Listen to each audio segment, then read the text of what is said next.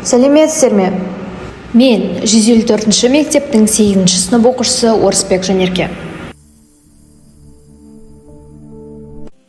Тақырыбым таңғажайып табиғат. Назарларыңызға өзім жасаған бейне түсірілімді ұсынамын.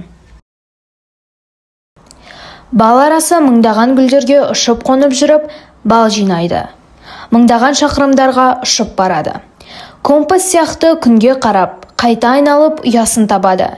Керемет инженерлер сияқты 6 бұрышты ұя жасап, геометриялық пішінде бал ұяшықтарын жасайды. Аралар бал ұяшықтарын неліктен 6 бұрышты етіп жасайды? Неге 8 бұрыш, немесе 3 бұрыш, яки 5 бұрыш емес?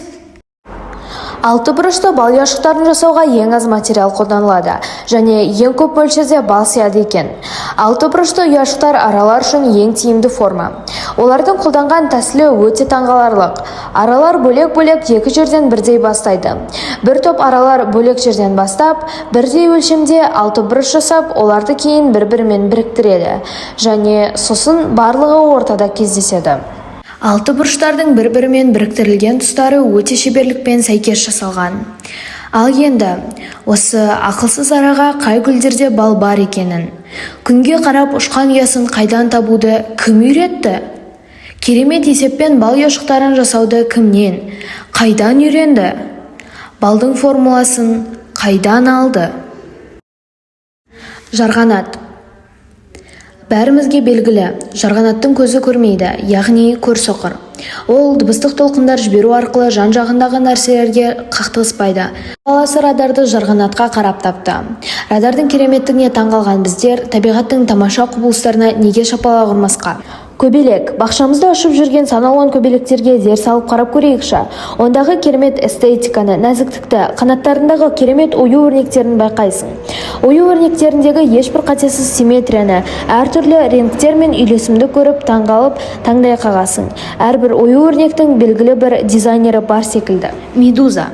Ғалымдар медузаның дыбыс тербелісін сезу күшін зерттеді. Соның негізінде теңіз дауылын алдын ала болжайтын медуза құлағы деген аспап жасап шығарды.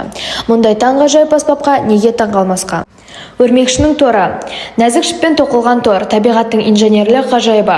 Ол көзге әлсіз көрінгенмен болаттан да берік. Әр жіптің қиылысы есептелінген, әр түйіні мінсіз. Таңғы шықпен жарықтаған торлар сәулет өнерінің шынайы шедеврлері болып табылады. Өрмекші бізге күш нәзіктікте де бар деп үйреткендей. Жұлдыз құрттың көбелекке айналуы. Табиғаттың ең ғажайып сырларының бірі. Кішкентай ғана қарапайым жәндік, уақыт өте келе нәзік қанаттарын жайып, әсемдік пен еркіндіктің символына айналады. Бұл құбылыс табиғаттың шебер суретші екенін дәлелдейтін көрініс. Жұлдыз құрттың қымталған қапшық ішінде үнсіз жатқан сәті, шыдам мен үміттің белгісі. Ал сол үнсіздіктен кейінгі қанат қағысы жаңа өмірдің, жаңа мүмкіндіктердің бастамасы. Әрбір өрнекті қанат табиғаттың бояумен салынған ғажайып суреті. Бұл процесс бізге бір қарапайым, бірақ терең ой қалдырады. Өзгеріс қорқынышты емес, керісінше, жаңа сұлулықтың есігін ашатын мүмкіндік. Табиғаттың осы бір нәзік өнері адамға да шабыт береді. Шыдамдылық пен сеніммен күткен әрбір сәттің соңында жарқын болашақ бар екенін еске салады. Қанаттарын жайған көбелек табиғаттың "мен шебермін" деген үнсіз мәлімдемесі. Кемпір қосақ. Табиғаттың бізге сыйлаған ең сұлу құбылыстарының бірі. Жаңбырдан кейін күн көзі жарқырап жатқанда аспанда пайда болатын бұл сиқырлы доға көздің жауын алады. Оның 7 түсі бір-бірімен үйлесім тауып, аспан түсінде ғажайып сурет салады. Аспандағы түстердің биі, жарық пен судың үнсіз келісімі, әр тамшыда сиқыр, әр сәуледе өмірдің бояуы. Кемпір қосақ бізге қарапайым тамшыдан да ғажайып туындайды деп үйретеді. Табиғат біздің ұстазымыз. Ол бізді нәзіктіктен күшті, қарапайымнан ғажайыпты, өзгерістен сұлулықты көрсетеді. Қоршаған әлем бұл біздің ғажайып әлеміміз. Біз таң қаламыз, біз үйренеміз, біз шабыт аламыз. Осы сырлы сиқыр мен ғажайыпқа толы табиғатымызды аялайық.